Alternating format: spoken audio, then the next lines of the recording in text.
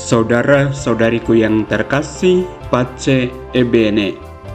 Pada hari ini kita merenungkan Injil Matius pasal 23 ayat 1 sampai dengan 12. Injil ini menggambarkan peringatan Yesus kepada orang-orang tentang bahaya kesombongan dan kepalsuan dalam kehidupan spiritual. Renungan ini mengajarkan kita tentang kerendahan hati, pelayanan yang tulus, dan pentingnya menjadi teladan yang baik. Yesus berbicara kepada orang banyak dan kepada murid-muridnya, mengingatkan mereka untuk mematuhi ajaran-ajaran yang diberikan oleh para ahli Taurat dan orang Farisi, tetapi untuk tidak meniru perilaku mereka. Yesus mengkritik mereka karena mereka melakukan perbuatan-perbuatan mereka demi dipuji oleh manusia, bukan demi memuliakan Allah. Pesan ini mengajarkan kita beberapa hal yang penting. Yang pertama, kerendahan hati. Yesus menekankan pentingnya kerendahan hati dalam hidup rohani.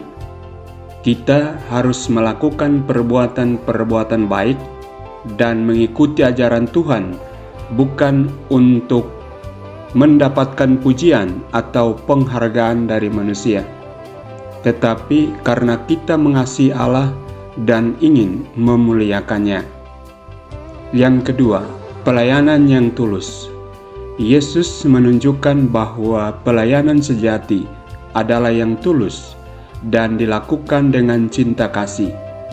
Kita tidak boleh melayani demi keuntungan pribadi atau prestise, tetapi untuk kepentingan orang lain dan untuk memuliakan Allah. Yang ketiga, teladan yang baik. Yesus mengingatkan kita untuk menjadi teladan yang baik bagi orang lain. Kita harus hidup sesuai dengan ajarannya dan mengajarkan dengan teladan, bukan hanya kata-kata.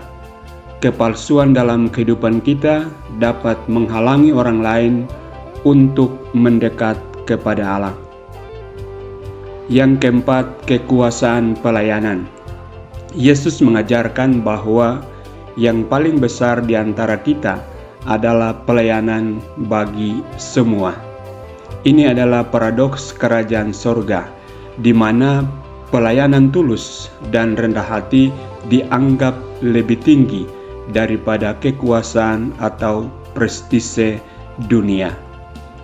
Renungan ini mengajak kita untuk merenungkan niat dan motif di balik perbuatan-perbuatan kita. Kita harus selalu memeriksa apakah kita melakukan sesuatu untuk memuliakan Allah dan melayani sesama, ataukah untuk mencari pengakuan atau keuntungan pribadi. Selain itu, pesan ini mengajarkan pentingnya hidup dalam kerendahan hati dan kesederhanaan.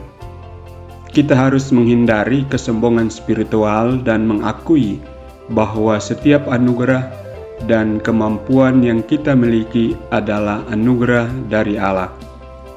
Akhirnya, pesan ini mengajak kita untuk mengadopsi sikap pelayanan yang tulus.